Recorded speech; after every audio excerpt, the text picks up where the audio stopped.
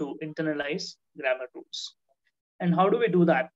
We can do that by exposing ourselves to good English language programs, uh, news, podcasts in BBC or BOA and other places, other interesting websites.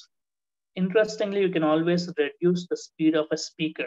That is also possible when you listen to news or listen to any podcast. That is also there with the help of technology. We can reduce the speed of a speaker, tempo of a speaker, so we can listen slowly, understand, see the transcripts. All these are various possibilities.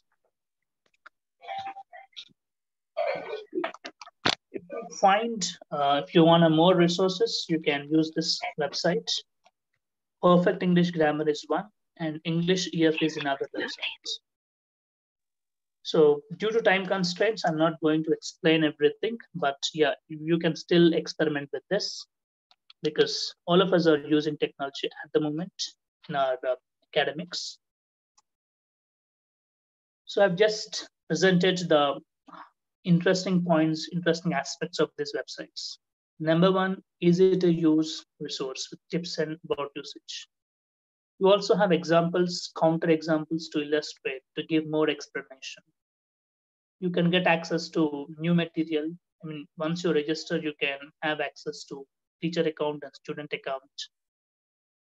So each topic, when it is dealt with explanation, you also have 10 to 20 sentence examples. So we can solve it, check our progress, see the answers readily. So this gives us self-paced practice. If students find it, they need more practice besides classroom practice, they can log on to this. If teachers want to give interesting examples, they can download a worksheet and then give it to students. Yeah.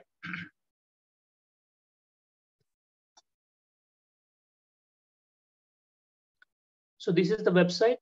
You can use this. I don't know whether I have time or not. I should close, I think.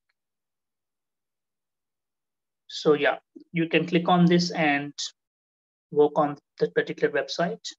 Pronunciation is another area of interest for many of us, especially teachers of English. We always take care of our pronunciation. We want it to be as intelligible as possible so that everyone can understand us. So voice to text function on your smartphone, that's the best way to check your pronunciation. And besides that, we also have AI, artificial intelligence, checking our pronunciation, responding to us. So if we have a voice to text function in our devices, most of the smartphone devices and laptops, they have inbuilt mechanism for this particular technology. So we can record 20 to 30 seconds talk and then listen to check our pronunciation, whether our pronunciation is clear or there, I mean, you find any obvious problems to notice. So we can ask others to listen to this particular recording, and then we can also take feedback from them. We can also judge our own pronunciation. As long as we are exposed to good English, we will be able to judge pronunciation easily. So we can judge pronunciation, make regular practice to improve further. This is one interesting website which will help you to learn it. For example, this website has fruit names, general vocabulary, and a wide variety of other things.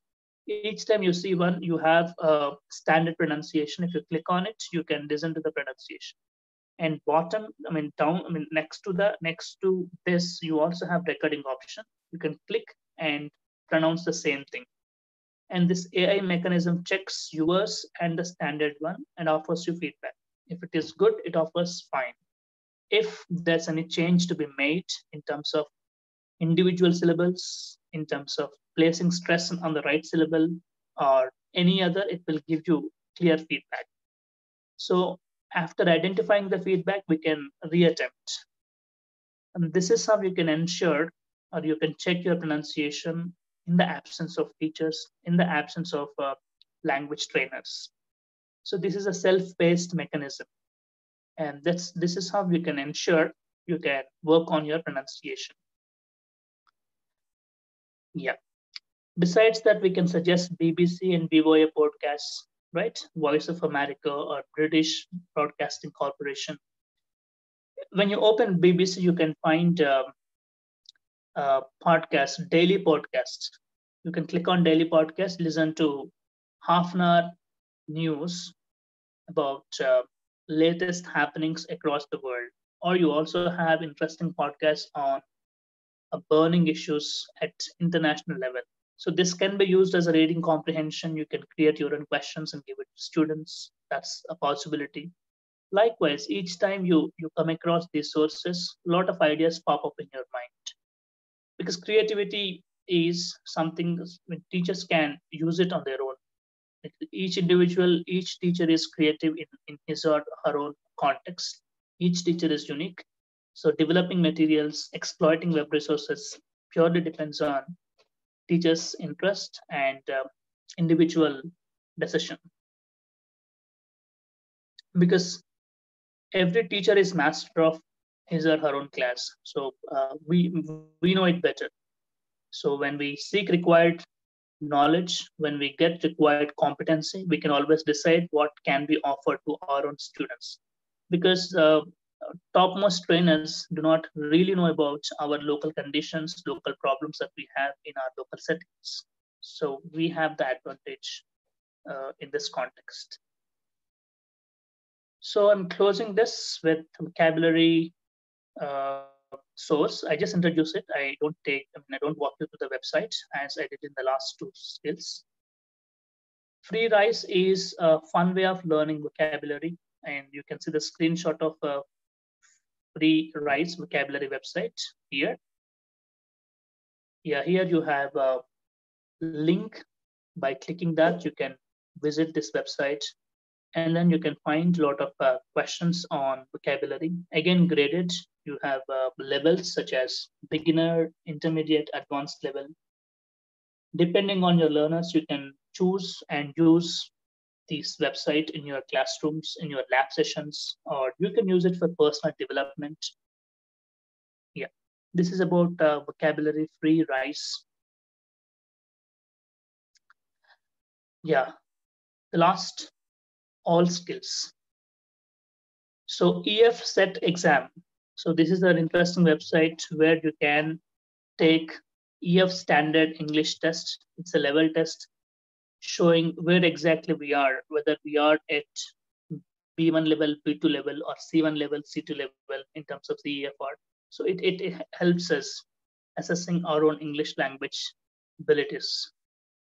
So this is a free language website, a very interesting, genuine website you can use for all sorts of skills, not just LSRW. You can use for other subsidiary skills such as vocabulary, pronunciation, and grammar. And the interesting part is whenever you complete a test, you can generate a free digital certificate to share on social networking sites or to help others learning this, help students taking it up, suggesting your colleagues who are interested to improve English. You can always share with them the digital certificate, and you can give inputs. You can share your own experiences of using this website. All these are other possibilities. Yeah, last of all, with this slide, I'm closing today's presentation.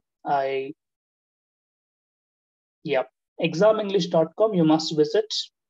This is the website, exclusive website, offers you real-time examination material for globally acclaimed language testing examinations such as IELTS, PTE, TOEIC, BEC, TOEFL, and other interesting examinations. You have a level test, hundreds of practice tests with answers, and you can choose level wise and give it to students, or you can use it for your own self growth, self development. Yeah. Well, thank you very much. With these, I'd like to close my today's session. And this is the quote that I love to share in most of my presentations. You can be a good teacher and never use technology, and technology won't turn a bad teacher into a good one. However, a good teacher who uses technology can make great things happen. So, this is what I strongly believe. We do not require technology to be a good teacher, but if you have passion and interest, and technology is always a complement to your teaching, it enhances your creativity and ability to reach out to students. Yeah, fine. With this, I close my today's presentation. I have a